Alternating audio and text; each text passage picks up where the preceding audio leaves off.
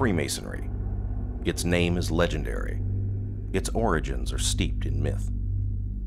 Historically, Masonry is descended from the craft guilds of the medieval stonemasons. Mythologically, the origins of its rituals are found in the monumental building projects described in the Old Testament of the Bible, the Tower of Babel, and the Temple of Solomon.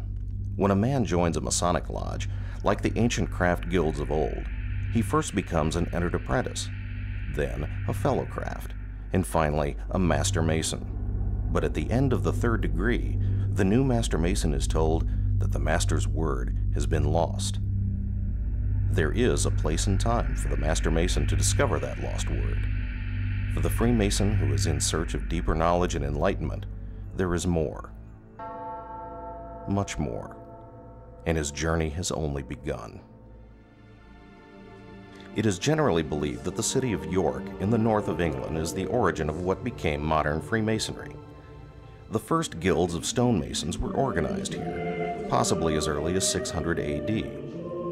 King Athelstan, Alfred the Great's grandson and the acknowledged first king of all England, chartered the first Grand Lodge of Masons at York over 1,000 years ago, in 926 AD.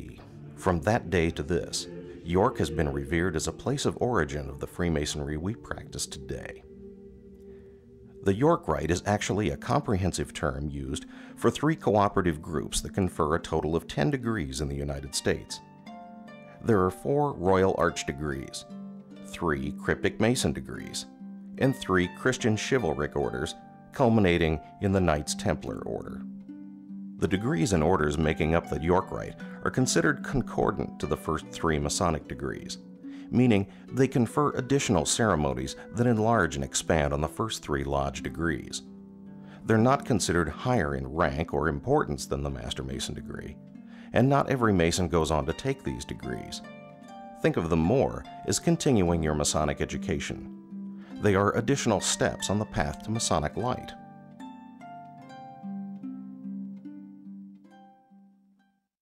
The 4 degrees of the Royal Arch are the first steps within the York Rite. Since the dawn of civilization, it has been man's desire to make his mark upon the world, to leave something lasting and permanent, for a part of him to survive long after he is gone. As societies began to construct grander and more elaborate buildings, workmen who labored long and anonymously on these structures left behind their own small signature, the tiniest record of their own individual role in raising monuments that have stood for centuries. When the great cathedrals and castles of the Middle Ages were constructed in Europe, the stonemasons who labored upon them left the same kind of record of their own workmanship behind. These tiny symbols are known as Mason's marks. This is a part of the first York Rite degree, the Mark Master, and it concerns the workmen building King Solomon's temple. The degree of Mark Master teaches the candidate the value of workmanship, honesty, and charity. Like the old stonemasons, every modern Mark Master devises his own individual Mason's mark that each chapter keeps on file in a book of marks. The Mark Master degree is followed by the Pass Master and Most Excellent Master degrees. The culmination of Royal Arch Masonry is the Royal Arch degree. Not long after the building of King Solomon's temple, Jerusalem fell into chaos. The people turned away from their ancient faith, and pagans and invaders destroyed the magnificent temple. The people of Jerusalem were taken out of Israel to Babylon, where they suffered years of captivity. When they at last returned to their city, the rubble of the old temple was cleared away, and a new one was erected on the same site. The story of the Royal Arch degree occurs after the destruction of Solomon's temple, beginning with the discovery of a hidden crypt under the ruins, and the search for secrets that had been lost to mankind. The Royal Arch Mason at last discovers the Master Mason's word, and where it was placed after the death of our Grand Master Hiram Abiff. The principal symbol of the Royal Arch is the keystone, the stone that is placed in the middle of an arch for strength and stability. In England, where this degree originated, it is considered to be the conclusion of the Master Mason degree, and many lodges around the world do not consider a man's entrance into Freemasonry complete until he has received the Royal Arch degree. The next step in the York Rite journey is cryptic masonry. The Council of Royal and Select Masters, or Cryptic Council, confers 3 degrees. The Royal Master and Select Master degrees in particular are based upon the legend of Enoch the Patriarch, the great-grandfather of Noah. Enoch excavated 9 underground vaults, or crypts, one below the other, beneath Mount Moriah in Jerusalem, where Solomon's temple was eventually constructed. Each vault contained secrets, and at the bottom of the 9th vault was the greatest secret of all, the sacred, ineffable, unspeakable name of God. The Cryptic Rite presents 3 degrees. The Royal Master degree returns to the days before Solomon's temple was completed. Here the candidate will walk with Hiram Abiff, grand architect of the temple, and his successor, Adoniram, and learn a lesson of mortality. The Select Master degree partially concerns the deposit of the secrets of the temple into their hidden location in the crypt. As a Select Master, you will learn how and why the Master's word was lost, how the lost word was preserved, and how it was discovered, by whom, and for what purpose. The Super Excellent Master degree concerns the period long after the destruction of Solomon's temple and the exodus of the Hebrews.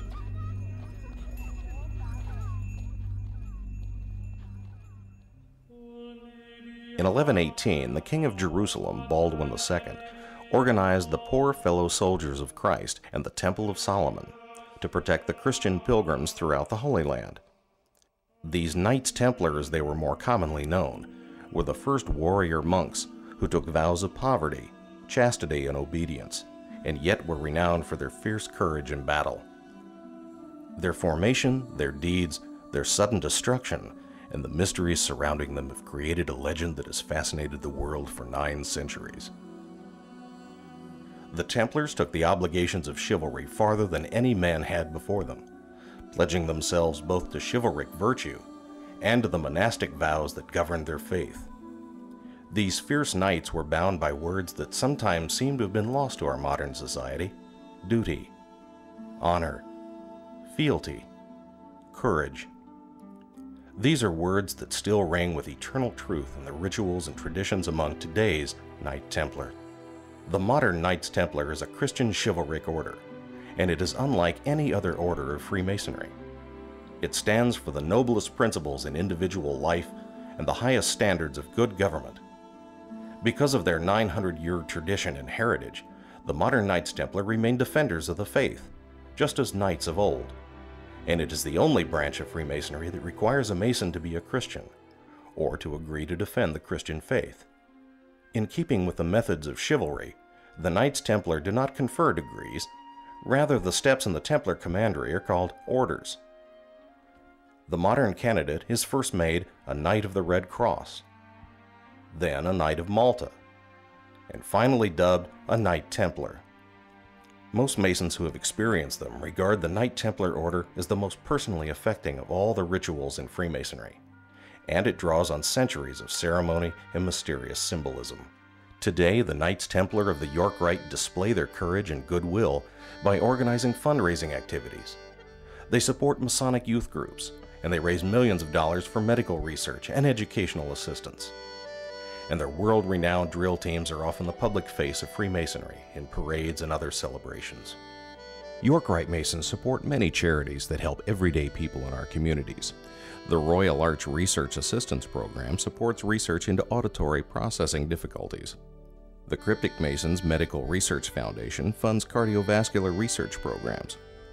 The Knights Templar Eye Foundation provides research grants, surgical treatment, and hospitalization for patients with vision problems.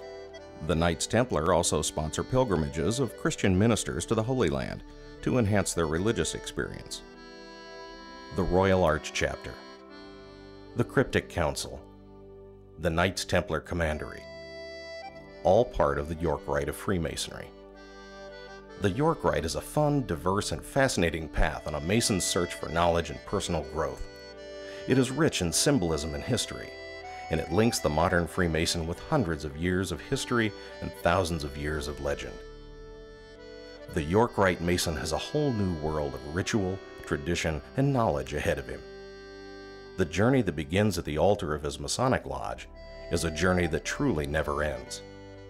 But the next step for a Freemason in search of Masonic light should be into the world of the York Rite.